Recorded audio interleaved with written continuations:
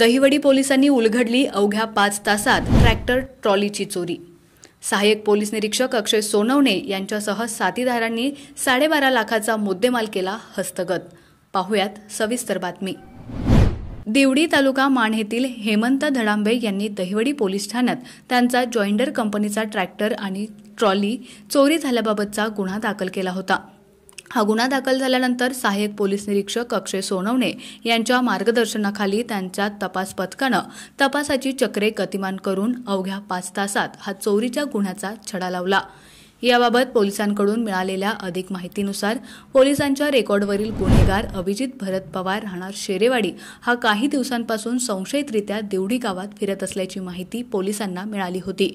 त्यानुसार त्यांच्याकडे या चोरीबाबत विचारपूस करण्यासाठी त्याचा शोध घेण्याचा प्रयत्न केला असता त्याच्या नातेवाईकांकडून तो कोल्हापूरला असल्याची माहिती मिळाली।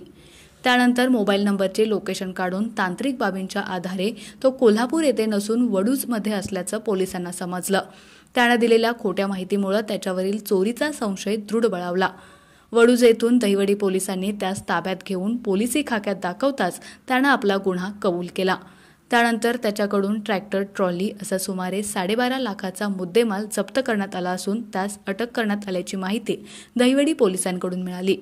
ही कामगिरी सहाय्यक पोलीस निरीक्षक अक्षय सोनवणे, सहाय्यक फौजदार प्रकाश हांगे, पोलीस हवालदार विजय खाडे, पोलीस हवालदार बापू खांडेकर, पोलीस हवालदार विठ्ठल विरकर, पोलीस नाईक स्वप्नील महामने यांनी केली आहे।